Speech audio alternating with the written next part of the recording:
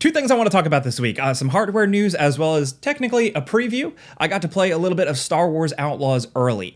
So I got to do a virtual preview where a work in progress version of the game is streamed to me. I can give my honest opinions on it. To be frank, it's like the punching bag of the internet, Star Wars Outlaws at this point. But I got to play about 4 hours of it. I also played a few hours back at Summer Game Fest. So I have seen quite a bit of this game, and my thoughts from Summer Game Fest kind of still remain now after playing it for another 4 hours. Don't shoot the messenger here. There are plenty of reasons to hate Ubisoft games and stuff like that, but I enjoyed my time with Star Wars Outlaws. Having said that, and this is the reason why I don't do like hands-on previews that often, that is not a wholesale endorsement of the game or a review of the game. I have to judge the entire game by seeing the entire journey, which I will do, when the review period or when the game releases or whatever. But for now, I enjoyed my time with it. My bias up front is that I also just like Star Wars. Star Wars video games have been doing it for me more than Star Wars on Disney Plus or anything like that. But as much as I'm like, oh, cool, new Star Wars game in my brain with Star Wars Outlaws, there are some questions I still have, and there's definitely some things possibly missing. So the open world stuff is pretty cool. I got to experience the world of Toshara. This is a new planet created for the game. To me, it kind of reminds me of like the grasslands of Dantooine from KOTOR, which was pretty cool to see. But it kind of feels like African plains, but like with some trees and some biome variation depending on where you go. But it is an open world area, meaning you press a button on the D-pad, your speeder bike suddenly shows up, you can hop on, zip around anywhere. I like controlling the speeder bike. You hold left trigger, she can put her foot out, and you can kind of do like sharp drifty turns and stuff like that. You're cruising around. There are other NPCs on speeders or small craft vehicles below. You'll see ships flying in from the sky. Like, you do get that open world space game feel. The same goes for when you go into the actual towns. The planet Toshara actually had multiple little town districts that I got to experience. And so you go into those, talk to NPCs, get missions, engage in random things with vendors, a ton of different mini games and stuff like that.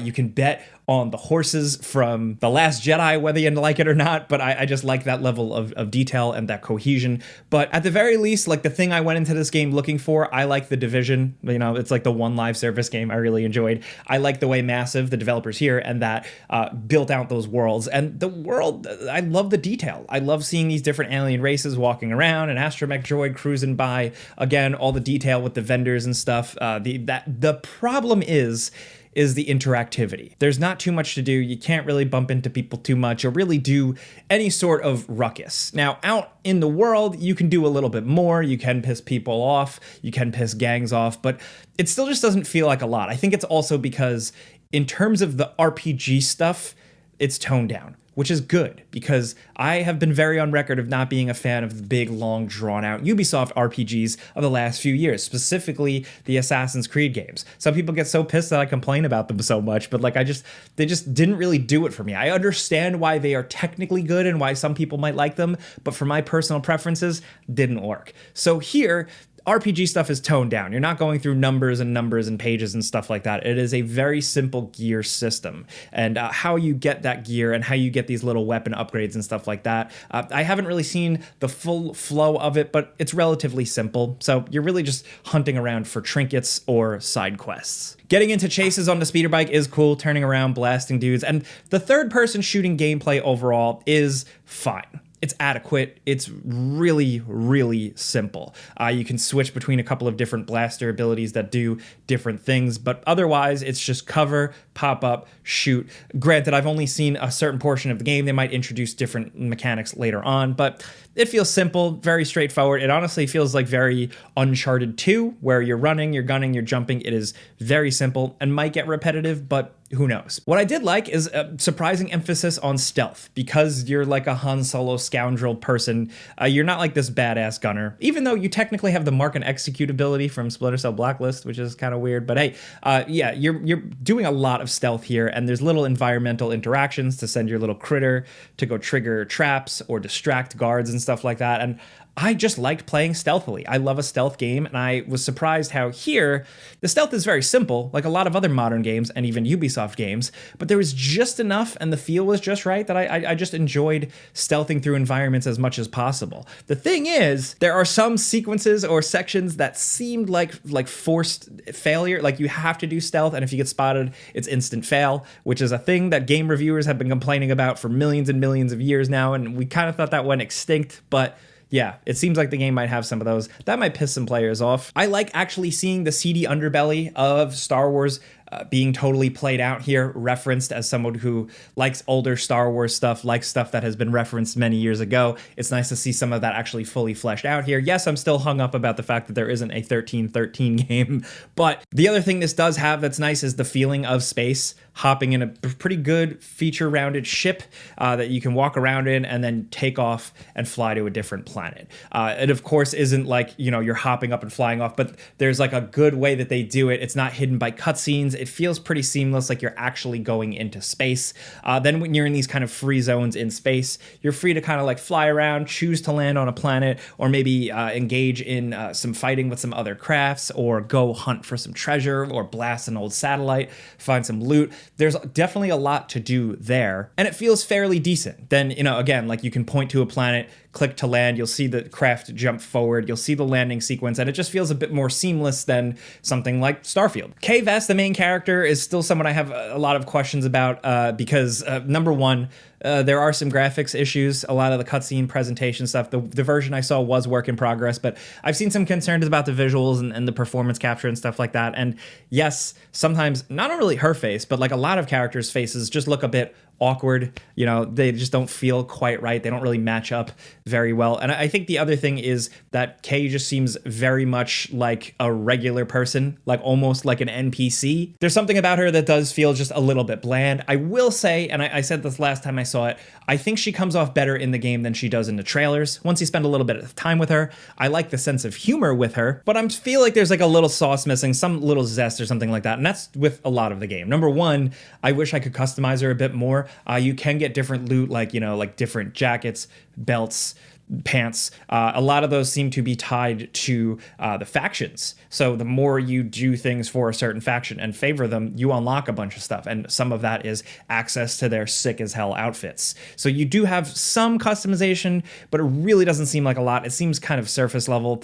And that's interesting for like an open world Star Wars game. Usually like in an open world game, you'd expect there'd be a bit more. But again, haven't seen anything. That's like just one of my bigger questions. And my other big question is the story. So like Kay Vess can be whatever, but like if she's part of this bigger story or adventure, is it worth it? Is it interesting? And I haven't seen enough. I only got a brief glimpse of the bad guy who was like a gang lord. Didn't really know what his deal was going on, but the faction stuff is interesting. The favorability seems to constantly fluctuate. The bars go up, the bars go down, because you're just going to be out in the open world getting in mix-ups with the different factions, pissing off the Hutts, pleasing Crimson Dawn, and back and forth, stuff like that. So I like that this stuff is represented. It's cool to see like a Hutt gang out there. It's interesting that they have embraced some of the newer lore gang stuff, but in ways that are like not annoying. But I'm curious to see how that stuff really actually shakes out, how much of a difference it's genuinely going to make. I did notice when I would go into certain encounters, say in a city or in the open area, depending on my faction alignment, I'd be able to just waltz right in, or it would become a tense stealth mission. So there is stuff like that, but I'm curious to see how big a deal that stuff actually is, because the developers and like the marketing and everything has said that it's a significant portion of the game. I still just don't know how that goes yet with the feel, with the gameplay loop, with the reward system or loot or whatever. So a lot of questions, but ultimately for me, like I said at the start, I did enjoy playing it. I like kind of turn off your brain action adventure games. I love a running, gunning, jumping, shooting cutscene game. Sorry. It doesn't have the like, wow, holy shit, that like hits you in the face with like Jedi Survivor or Fallen Order, anything like that. But my early impressions are somewhat positive, but like with there's something missing, and I wonder what that is. Is it something in the full game? Is it just because I've only played for a few hours? I don't know for sure yet. Don't shoot the messenger. I've seen a lot of people shooting the messengers out there.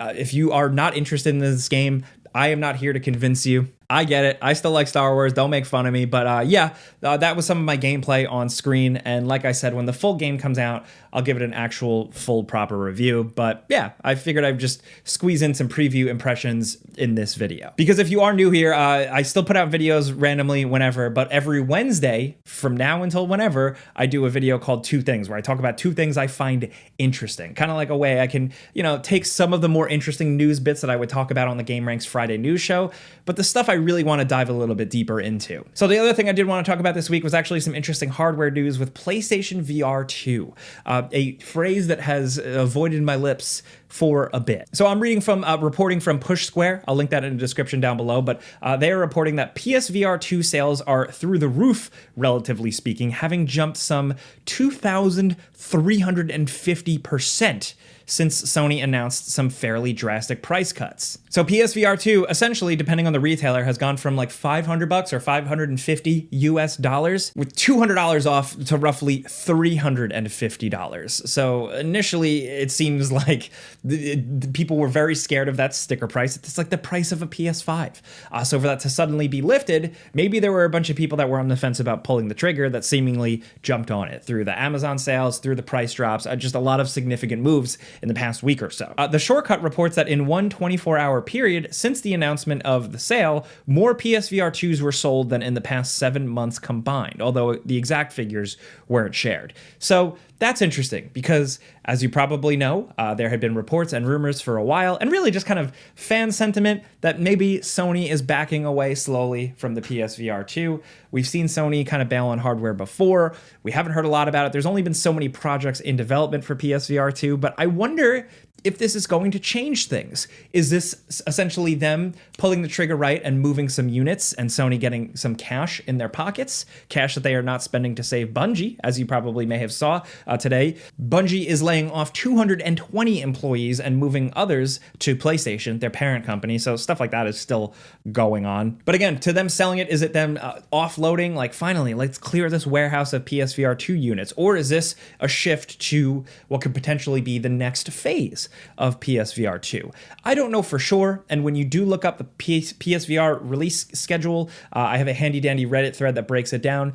There's a handful of things every month. A lot of them are multi-platform.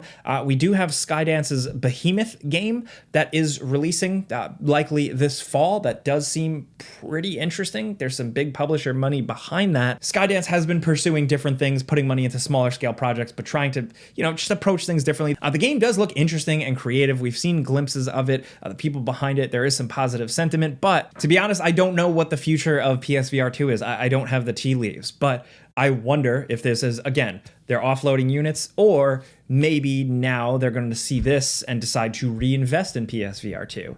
I don't know how quickly these massive companies react to something like that. Like, can they quickly jump on that and suddenly, like, let's get more deals, let's license more third-party games on this thing, let's fund more developers for PSVR 2.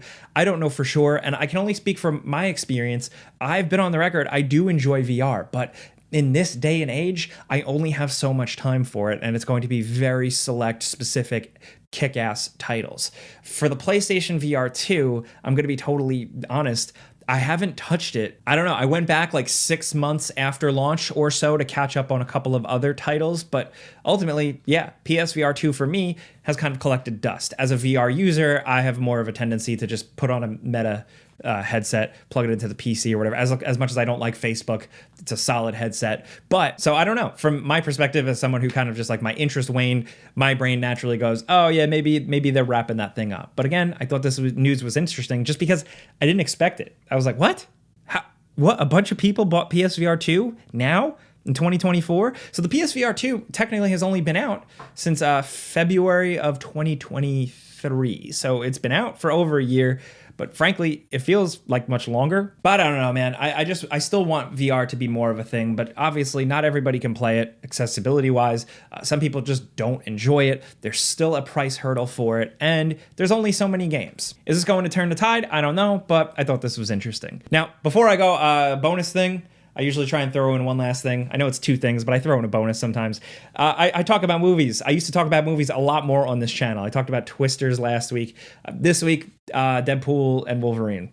I'm not going to spoil anything here. Let me know if you would want me to do a full dedicated video on it. Like I said, I used to do more of those all the time. So let me know if you'd want me to go in depth on like spoilers and stuff like that. But non-spoiler, quick review, it's a good time. It does not feel like this massive, epic MCU changing thing. It also doesn't feel like a movie. Like, it still feels like an MCU movie, and like a lot of it just feels shot on a green screen, and it's weird. And the way things go down, the stakes are technically kind of small in the grand scheme of things. But there is some good comedy, there is some good references. Deadpool is still annoying, so if you don't like Deadpool, this movie isn't going to convince you, but Hugh Jackman's fantastic. I say that as like the #1 Hugh Jackman fan in the world. They're Is that weird to like say on camera? The man who just wants to sing and dance is back again, and it's like a really good Wolverine.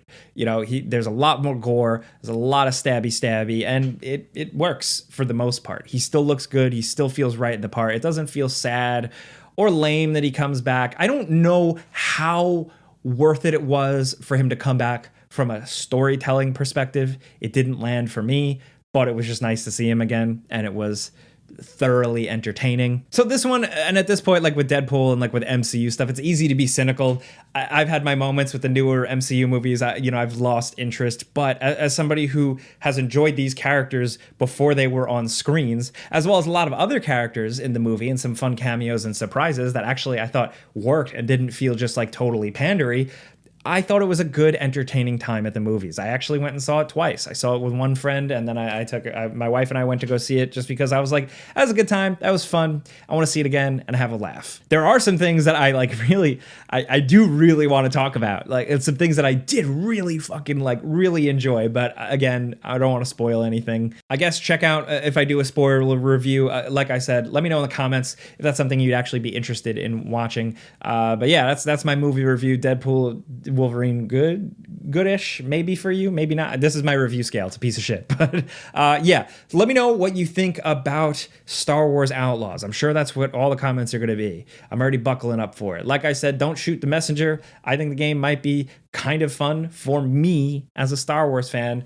even with all the flaws and the Ubisoft bullshit. Maybe you feel differently. Maybe you feel the same. Let me know. Let me know what you think about the PSVR2 news, the Bungie news I squeezed in there as well, Deadpool and Wolverine. Let's talk about this stuff. Like I said, this is a show where I can just go a little bit more in depth on a couple of individual topics during the week, so I'm here every Wednesday. But like, if you like what I'm doing here on this channel, where I'm just talking about stuff I like, stuff I find interesting, clicking the like button helps me out. Thank you. But that's it. I'm Jake Baldino. See you guys next time. Subscribe because video games, pizza's on me.